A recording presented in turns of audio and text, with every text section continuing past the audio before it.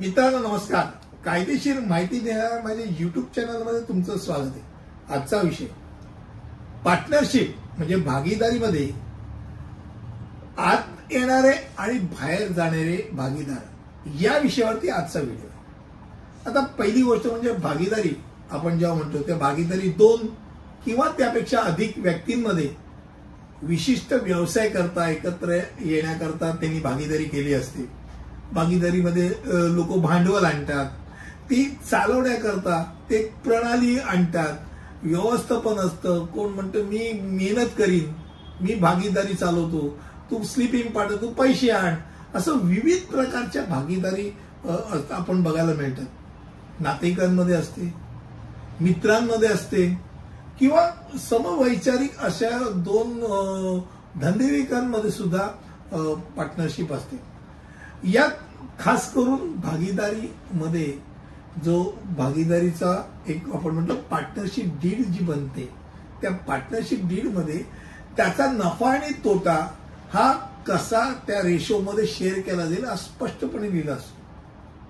3 partner आहेत, एकाने पैसे दिले, मेहनती करणार आहे, तो कदाचित तो सांगतो मी 60% घेणार, उरलेले दोघं 20-20% नुसते स्लिपिंग पार्टनर आहेत. बाबा आम्ही पैसे देतो, तू चालव, तुला त्यातलं कळतंय, वेळ पण तुझा चालवणार, पण तू पैसा पण तू देणार, आम्ही तुला फक्त मदतीला.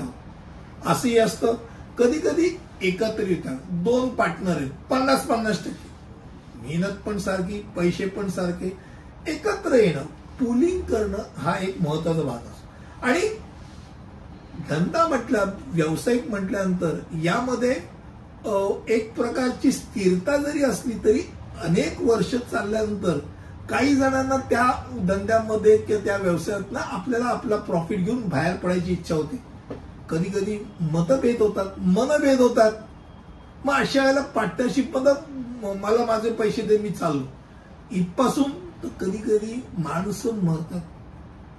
मृत्यूमुळे त्या पार्टनरशिपची जागा रिकामी होते. मग त्याच्या जागी त्याचा जो कोणी कायदेशीर वारस तो येतो. अशा विविध प्रकारे हकालपट्टी पण केली जाऊ शकते. अशी विविध प्रकारे पार्टनर्स म्हणजे भागीदारी मध्ये भागीदार येतात आणि जातात. आता जेव्हा केव्हा नवीन भागीदार जोडला जातो किंवा विद्यमान भागीदार हा काढून टाकला जातो, तेव्हा भागीदारीची खऱ्या अर्थाने बघायला गेलं तर पुनर्रचना होती. परत एकदा पुनर्रचना, कारण भागीदारींमधील नातेसंबंधातील कोणतेही बदल संपूर्ण भागीदारीवरती परिणाम करू शकतो. भागीदार जोडण्यासाठी किंवा काढून टाकण्यासाठी सर्व विद्यमान भागीदारांची संमती लागते. मला वाटतं तू आता नाही हा पार्टनरशिपला काढून टाकला असं नाही म्हणत. सगळे भागीदार, कारण शेवटी धंद्यामधला नफा तोटा सगळ्यांचा आहे. मग एकाच्या जीवावरती एकाने 4 पार्टनर मला एकाने सांगितलं तू नाही पाहिजे असं नाही होऊ शकत. सगळ्यांचा एकत्र निर्णय तो पाहिजे, सगळ्यांना ते मान्य पाहिजे. आता त्यातला कोणी राजीनामा दिला तर त्यात तुमच्या भागीदारीच्या याच्यात दिलेलं असतं की 1 महिन्याची नोटीस द्यायला पाहिजे. मग त्यांनी अशी मधनं तर सोडून द्यायचं असेल तर अशा व्यक्तीला त्यांनी त्याची केलेला मेहनत, पैसा किंवा एक प्रकारचं नाव जे कमवलं, गुडविल कमवलं, तर गुडविल मधला काही भाग तो मागत असतो. हे सर्वजण हे सर्व गोष्टी ज्या आहेत या सर्व गोष्टी क्लिष्ट रूपात चालतात.